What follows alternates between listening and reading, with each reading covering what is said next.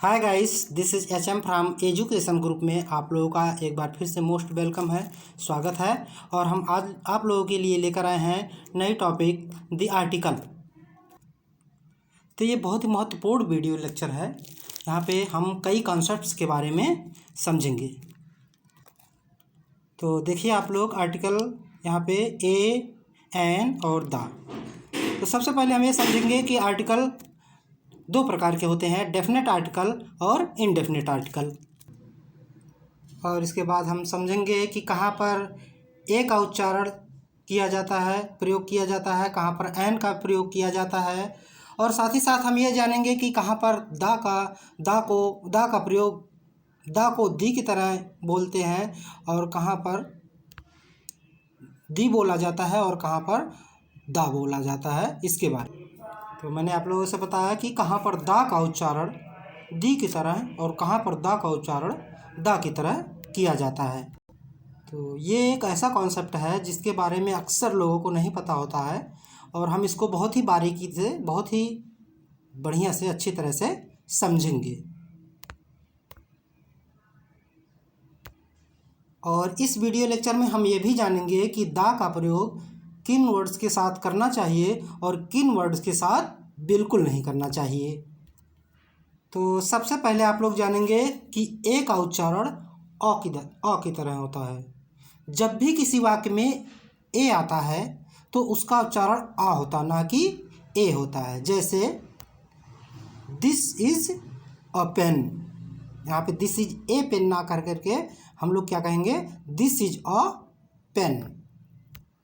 तो इसी के साथ हम आगे बढ़ते हैं और समझेंगे कि टाइप्स ऑफ आर्टिकल कितने प्रकार के होते हैं। तो दो प्रकार के होते हैं, एक है डेफिनेट आर्टिकल और एक है इनडेफिनेट आर्टिकल। आप लोग ध्यान से देखेंगे कि डेफिनेट आर्टिकल कौन सा है। डेफिनेट आर्टिकल THE द, कहीं पर दी कहते हैं, कहीं पे दा कहते हैं। और अगला है indefinite article. Indefinite article a या एन, ए और एन। तो आइए पहले हम इनके परिभाषा को समझेंगे, इनके बारे में जानेंगे। Definite article the, it generally points out a particular person, place और थिंग। किसी विशेष व्यक्ति, वस्तु या स्थान के साथ डेफिनेट आर्टिकल का प्रयोग किसी विशेष व्यक्ति, वस्तु या स्थान के साथ होता है जिसके बारे में पहले से ही जानकारी हो। इस बात को आप लोग ध्यान रखेंगे, जिसके बारे में पहले से ही जानकारी हो। इसके बाद नेक्स्ट है इनडेफिनेट आर्टिकल। इनडेफिनेट आर्टिकल कौन से हैं, ए और an. It generally does not point out any particular person, place और थिंग। प्रायः किसी ऐसे व्यक्ति, वस्तु या स्थान के साथ होता है। इनडेफिनेट आर्टिकल का प्रयोग प्रायः किसी ऐसे व्यक्ति, वस्तु या स्थान के साथ होता है जिसके बारे में पहले से जानकारी ना हो, तो आइए हम एग्जाम्पल के साथ इसको समझेंगे, क्योंकि एग्जाम्पल के साथ हम इसको बहुत ही बेहतर तरीके से समझ पाएंगे। एग्जाम्पल में आप लोग देखिए, जैसे आपके पापा हैं, आप हैं, बैठे हैं कमरे में, कोई दरवाजे पर आ गया, ठीक है। तो आप गए, दरवाज़ा खोले और पापा से अपने बता रहे हैं कि पापा, दरवाजे पर कोई लड़का खड़ा है जो आपसे बात करना चाहता है, या पापा, दरवाजे पर वो लड़का खड़ा है आपसे बात करना चाहता है। तो यहाँ पे आप लोग देखेंगे कि दरवाजे पर कोई लड़का, अर्थात आपको नहीं पता है कि कौन सा लड़का है, ना आपके पापा ने बताया कि कौन सा लड़का, पहले से बताया कि कौन सा लड़का है। इसीलिए आप कहेंगे कि पापा, दरवाजे पर कोई लड़का खड़ा है, आपसे बात करना चाहता है। लेकिन आपके पापा अगर पहले से बताए हैं कि कोई आएगा, कोई मुझसे मिलने आएगा, ठीक है, तो आप कहेंगे पापा, दरवाजे पर वो लड़का खड़ा है आपसे बात करना चाहता है, ठीक है, कि दरवाजे पर वो लड़का खड़ा है आपसे बात करना चाहता है। सेकेंड एग्जाम्पल में आप लोग देखेंगे कि यहाँ आपके पापा पहले से ही बताए हैं कि कोई आने वाला है। और फर्स्ट एग्जाम्पल में आप लोग देखेंगे कि एग्जाम्पल में लड़के को पापा नहीं बताए हैं कि कोई आने वाला है, ठीक है। तो जब आप कहते हैं एक या कोई लड़का, ठीक है, जब आप कहते हैं एक या कोई लड़का तो वहाँ यहाँ पे हम यूज करते हैं अ बॉय, ठीक है। जब लड़के के बारे में नहीं पता होता है कि कौन सा लड़का है तो हम यहाँ यूज करते हैं अ बॉय। लेकिन जब यहाँ पे आप जानते हैं कि कोई लड़का है, आपके पापा पहले बताए थे कोई लड़का है, तो आप जब जानते हैं कि पहले से कोई लड़का है तो आप यहाँ वो लड़का, जब वो लड़का कहेंगे तो इसके लिए आप यूज करेंगे द बॉय। तो अगर जानकारी पहले से हो, ठीक है, अगर जानकारी पहले से हो तो वो एक डेफिनेट आर्टिकल है, ठीक है। तो जब जानकारी पहले से है तो वहाँ पर द का यूज किया जाएगा। और अगर जानकारी सिर्फ पहले से नहीं है, ठीक है, कोई लड़का आया है या एक लड़का आया है, तब वहाँ पर हम ए यूज करेंगे, आ यूज करेंगे। तब हम वहाँ पर क्या यूज करेंगे, अ यूज करेंगे। जब जानकारी हमें पहले से नहीं है तो हम वहाँ पर अ यूज करेंगे। किसी व्यक्ति, वस्तु, स्थान की जानकारी पहले से ना हो तो हम वहाँ ये या एन का प्रयोग करेंगे। तो हम कहाँ पर ए का यूज करेंगे, कहाँ पर एन का यूज करेंगे, इसको हम आगे बताएंगे। इसकी जानकारी आगे स्लाइड्स में आपको दी जाएगी। तो इसी प्रकार से आइए एक एग्जाम्पल में मैं और आपको एक एग्जाम्पल बता रहा हूँ कि यही वो किताब है जिसके बारे में मैं बात कर रहा था। यही वो किताब है जिसके बारे में मैं बात कर रहा था। This is the book I was talking about, ठीक है। दा यहाँ क्यों लगा है, क्योंकि इसके बारे में मैं पहले से ही बात कर रहा था, जिसके बारे में हमें पहले से ही जानकारी थी, ठीक है। इस प्रकार से मैं आप लोगों को एक और एग्जाम्पल बताऊंगा। जैसे आप लोग देखिए कि मिस्टर राहुल दरवाजे पर खड़े हैं। यह एग्जाम्पल है जो कंपटीशन एग्जाम में भी आते हैं। इसको बहुत ही बारीकी से आप लोग समझेंगे कि मिस्टर राहुल दरवाजे पर हैं, ठीक है। तो mister Rahul is at the door. अब इस सेंटेंस में आप मिस्टर राहुल को, जाहिर सी बात है कि मिस्टर राहुल को आप पहले से जानते हैं, तभी तो कह रहे हैं कि मिस्टर राहुल दरवाजे पर हैं, ठीक है। Mister Rahul is at the door. लेकिन नेक्स्ट सेंटेंस में आप देखेंगे कि इनके बारे में आपको नहीं मालूम है, ना आपके पापा को मालूम है, ना पहले से जानकारी थी। तो नेक्स्ट एग्जाम्पल में आप देखेंगे कोई मिस्टर राहुल दरवाजे पर है, ठीक। अब mister Rahul is at the door.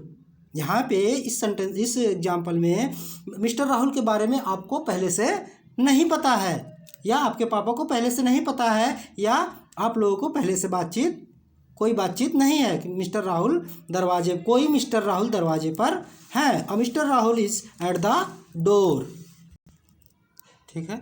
तो कोई मिस्टर, तो यहाँ पे आप जो कोई का यूज कर रहे हैं, तो कोई के लिए मैंने आपको बताया था कि कोई के लिए आप लोग प्रयोग करेंगे, यहाँ प्रयोग करेंगे इस जगह पे ए या एन, ठीक है। तो आप लोग सोच रहे होंगे किसी नाम के पहले आ का प्रयोग नहीं किया जाता है, लेकिन आप लोग ये भी जानेंगे कि अगर कोई शब्द लगा हुआ है कोई, तो यहाँ पे हम आ का प्रयोग कर। तो आप लोग जानेंगे कि नाम, प्रॉपर नाउन से पहले ऐसे कॉन्सेप्ट में ए का प्रयोग किया जाता है जहाँ पे नाम के पहले कोई शब्द लगा है, कोई लगा हो। तो फ्रेंड्स आइए आगे बढ़ते हैं और समझेंगे हम कि कहाँ पर ए का प्रयोग किया जाता है और कहाँ पर एन का प्रयोग किया जाता है। Where to use a and where to use an. तो आप लोग ए और एन का प्रयोग करने से पहले ये समझेंगे कि हिंदी और हिंदी दोनों लैंग्वेज में वॉवेल और कॉन्सोनेंट्स कौन कौन से होते हैं। वॉवेल का मतलब होता है स्वर और कॉन्सोनेंट का मतलब होता है व्यंजन। तो इंग्लिश के 5 vowel A, E, I, O, you, ठीक है। और बाकी बचे हुए 21 लेटर 21 अक्षर जो होते हैं कॉन्सोनेंट कहलाते हैं, जैसे बी से लेकर के जेड तक, ठीक है। B, C, D, F, G, H, J, K, L, M, N, P, Q, R, S, T, V, W, X, Y and Z, इसी तरह से हिंदी लैंग्वेज में वावेल के साउंड होते हैं, कॉन्सोनेंट के साउंड होते हैं, जो कि आप लोग स्क्रीन में देख रहे हैं। आप लोगों को स्क्रीन में खूब बढ़िया से अच्छी तरह से दिख रहा है। वावेल साउंड देखिए, अ, आ, ई, उ, ए, आए, ओ, औ, अंग, आहा। ठीक है, ये वावेल के साउंड हैं। और कॉन्सोनेंट साउंड है क, ख, ग, घ, अंग, मतलब क से लेकर के ज्ञ तक। ठीक है, तो दोस्तों ए और एन के प्रयोग के लिए आप लोग खूब बढ़िया से अच्छी तरह से हिंदी के साउंड्स को जानेंगे। ठीक है, अच्छी तरह से कि वॉवेल साउंड्स क्या होता है और कॉन्सोनेंट साउंड्स क्या होता है। ठीक है, तो मैं आप लोगों को बता रहा हूँ कि ऐसा मैं क्यों कह रहा हूँ। तो देखिए आप लोग, एन का प्रयोग, if the next word start with a Wavell sounds, अगर अगले शब्द की शुरुआत स्वर की ध्वनि से हो। ठीक है, ध्यान से आप लोग समझेंगे। अगर अगले शब्द की शुरुआत स्वर की ध्वनि से हो। ठीक है, यहाँ मैंने वावेल नहीं बोला कि अगर अगले शब्द की शुरुआत वावेल से हो या स्वर से हो। मैंने आपसे कहा अगर अगले शब्द की शुरुआत स्वर की ध्वनि से हो। ठीक है, तो अगर अगले शब्द की शुरुआत स्वर की ध्वनि से हो तो हम एन का प्रयोग करते हैं। और इसी तरह से ए का प्रयोग। ठीक है, ए का प्रयोग, if the next word start with a consonant sounds. Okay, अगर अगले शब्द की शुरुआत व्यंजन की ध्वनि से हो, व्यंजन से नहीं, व्यंजन की ध्वनि से। इसको आप लोग खूब बढ़िया से जानेंगे, इसको आप लोग समझेंगे बारीकी से कि व्यंजन की अगले शब्द की शुरुआत व्यंजन की ध्वनि से हो तो हम क्या प्रयोग करेंगे, ए प्रयोग करेंगे, then a will be used. ठीक है, तो जैसे आप लोग देखेंगे अ यूनिवर्सिटी। ठीक है, यहाँ पर यूनिवर्सिटी की शुरुआत यू से हो रही है। किससे हो रही है, यू से हो रही है। तो आप लोग सोचेंगे कि यहाँ हम अ क्यों लगा रहे हैं, ए क्यों लगा रहे हैं। तो यू, भले ही यू एक वावेल है, स्वर है। ठीक है, लेकिन इस शब्द में ध्वनि क्या है, या। ठीक है, या यू, या से शुरुआत, इसकी ध्वनि क्या है, या है। इसलिए हम यहाँ पे क्या है लगा रहे हैं, अ लगा रहे हैं, ए लगा रहे हैं। ठीक है, चूंकि यह एक कॉन्सोनेंट साउंड है, या क्या है, ये कॉन्सोनेंट साउंड है। ठीक है, व्यंजन की ध्वनि है, इसीलिए हम यूनिवर्सिटी के साथ अ लगा रहे हैं, ए लगा रहे हैं। ठीक है, तो यहाँ पर आप लोग समझेंगे कि बात वावेल की नहीं होती है, बात वावेल के साउंड की होती है। आप लोग बहुत ही बारीकी से समझेंगे, बात वावेल की नहीं होती है, बात वावेल के साउंड की होती है, ध्वनि की होती है। ओके, ठीक है, अगर ध्वनि स्वर की आई तो आप एन का यूज करेंगे, और यदि ध्वनि व्यंजन की आई तो आप लोग ए का यूज करेंगे। ठीक है, इसी तरह से आप लोग देखिए एन आवर। ठीक है, एन आवर, आवर के साथ एन क्यों लगाया, जबकि एच एक कॉन्सोनेंट व्यंजन है, कॉन्सोनेंट है, व्यंजन है। ठीक है, वह आवर के साथ एन क्यों लगाया, जबकि एच क्या है, एक कॉन्सोनेंट है, व्यंजन है। तो क्योंकि वह यहाँ पर क्या है, क्योंकि यहाँ पर वावेल साउंड आ रहा है। ठीक है, एन हावर हम नहीं कहेंगे, हम यहाँ पे कहा जाता है एच साइलेंट है, यहाँ पे आ का उच्चारण हो रहा है, बड़ा आ। ठीक है, इसलिए आवर के साथ हम आ, वावेल साउंड क्या आ रहा है, आ, इसलिए आवर से पहले हम क्या लगाएंगे, एन लगाएंगे। इस बात को आप लोग ध्यान से समझेंगे। इसी प्रकार से मैं आप लोगों को कुछ एग्जांपल्स और बताऊंगा। जैसे आप लोग देखिए, आप लोग देख रहे हैं स्क्रीन में लिखा हुआ है अ बॉय।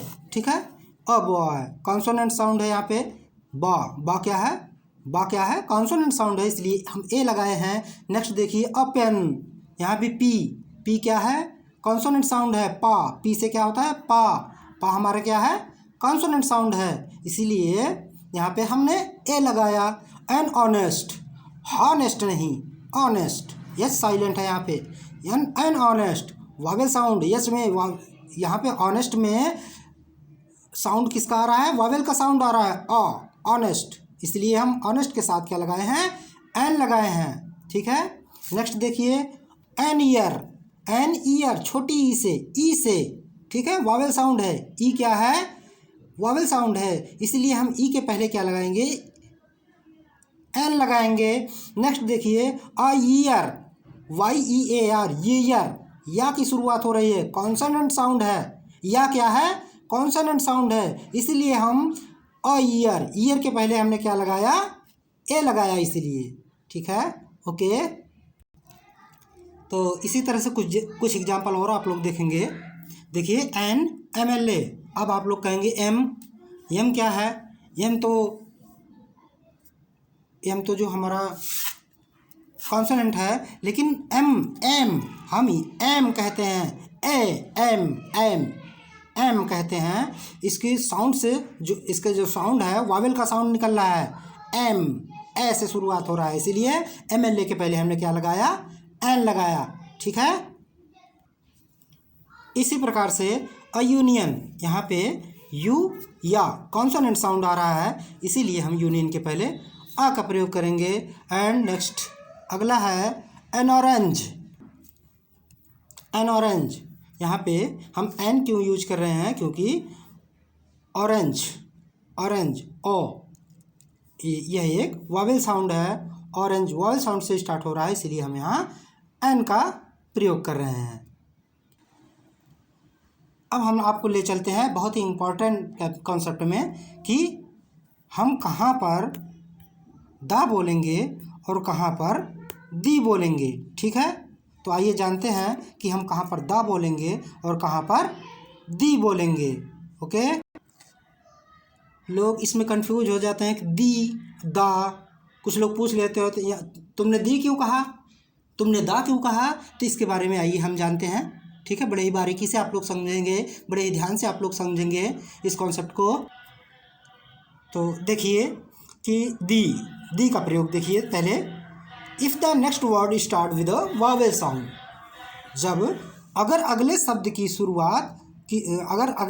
शुरुआत की ध्वनि या शुरुआत स्वर की ध्वनि से हो, किससे हो, स्वर की ध्वनि से हो, तो फिर हम यहाँ पर दी का प्रयोग करेंगे, दी बोलेंगे।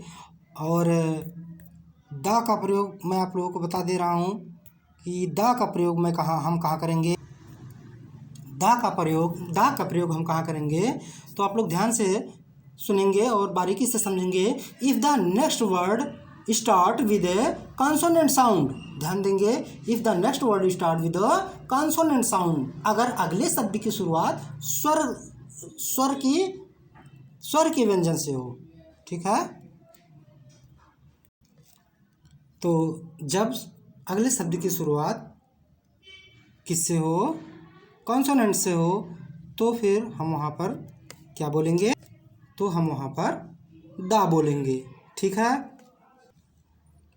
बिल्कुल उसी तरह से जिस तरह से हमने ए और एन का प्रयोग किया। ठीक है, तो आप लोग ध्यान देंगे कि ए का प्रयोग कब करते हैं, जब कॉन्सोनेंट साउंड से शुरू हो, एन का प्रयोग कब करते हैं, जब वॉवेल साउंड से शुरू हो। ठीक है, दी हम कब बोलते हैं, जब वॉवेल साउंड से शुरुआत हो, और दा कब बोलेंगे, जब कॉन्सोनेंट साउंड से शुरुआत हो। ओके, तो एक बार पुनः ए का प्रयोग हम करेंगे जब अगला वर्ड कॉन्सोनेंट साउंड से शुरू हो, एन का प्रयोग करेंगे जब अगला वर्ड वॉवेल साउंड से शुरू हो। ठीक है, दी हम बोलेंगे जब अगला वर्ड वॉवेल साउंड से शुरू हो, और दा कब बोलेंगे हम, जब कॉन्सोनेंट साउंड से अगला वर्ड शुरू हो। इस बात को बड़े ही ध्यान से आप लोग समझेंगे। ठीक है,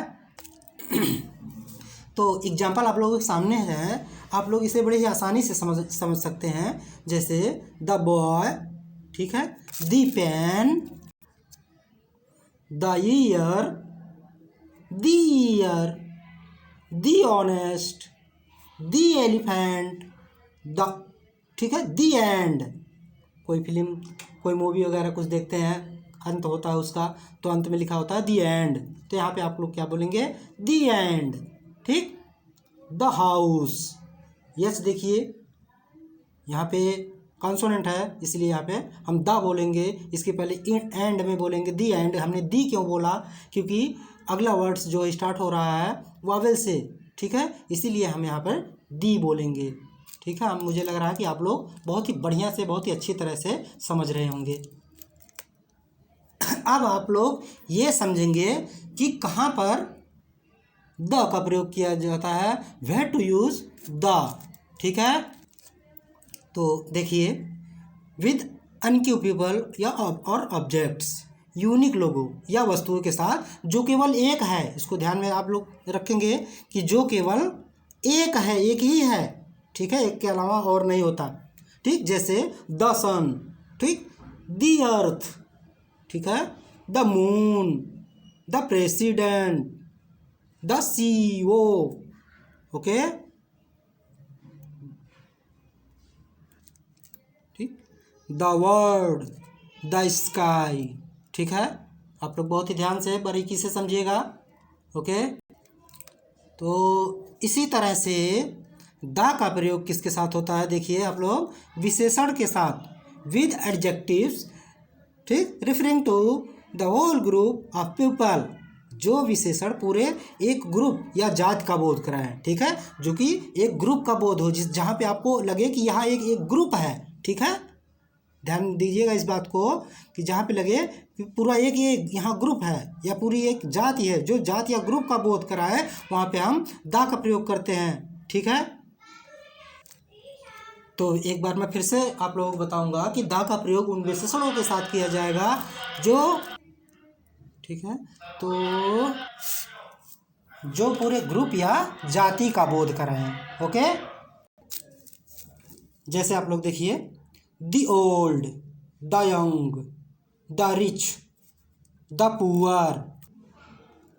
तो यहाँ पर उदाहरणों में आप लोग देख रहे हैं कि यहाँ पे पूरी यूनिट की बात हो रही है, पूरे जाति की बात हो रही है। ठीक है, इसी तरह से विद फेमस बिल्डिंग्स, ठीक, म्यूजियम एंड मॉन्यूमेंट्स, ठीक, प्रसिद्ध भवन, संग्रहालयों व स्मारकों के साथ द का प्रयोग किसके साथ और किया जाएगा?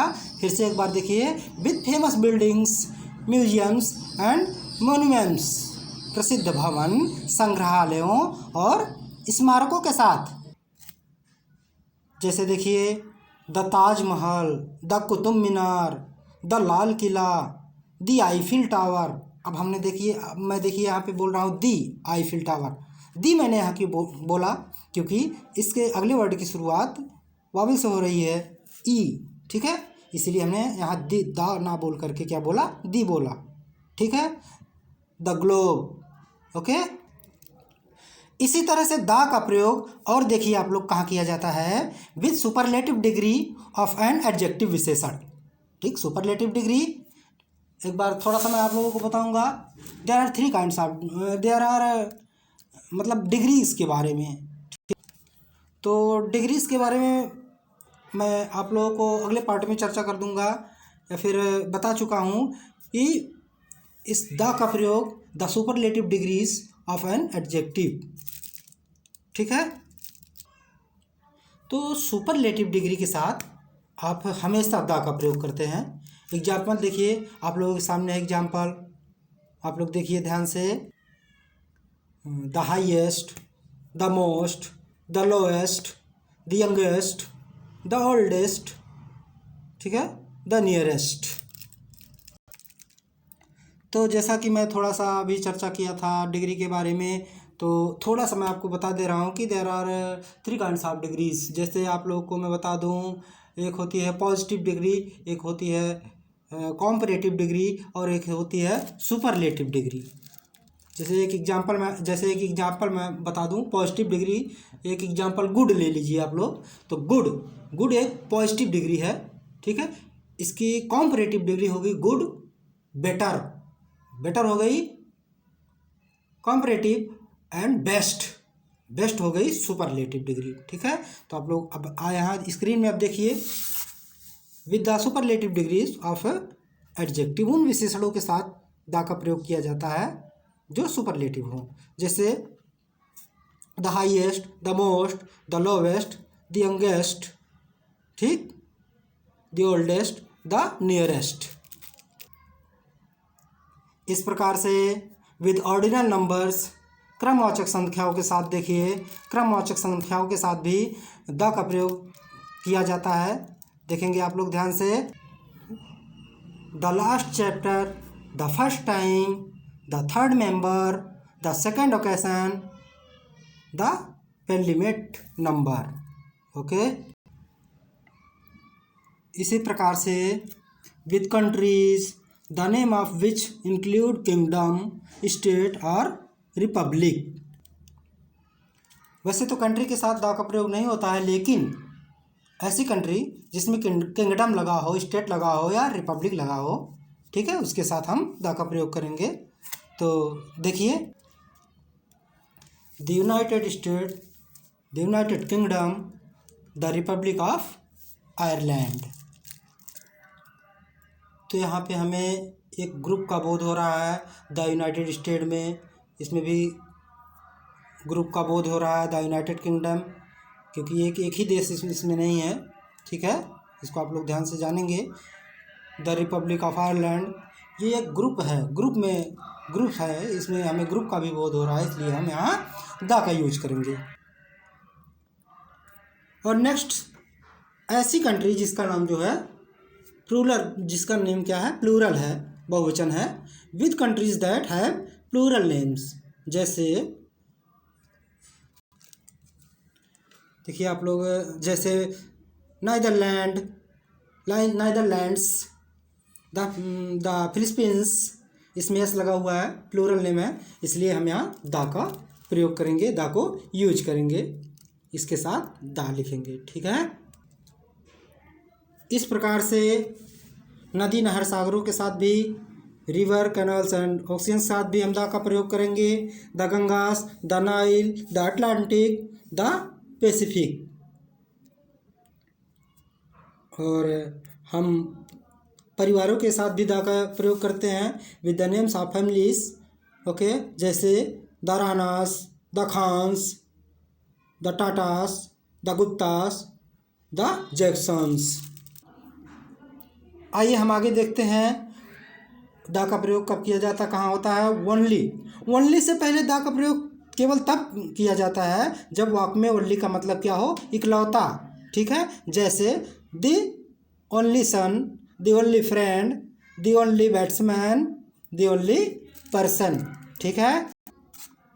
और एक चीज़ और आप लोग ध्यान में रखेंगे, before the words whole means होता है सारा, तो होल से पहले हम द का प्रयोग करते हैं। After the words all, after the word all, और ऑल के बाद भी हम द का प्रयोग करेंगे, जैसे all the books are here, ठीक है, I visited the whole world, okay.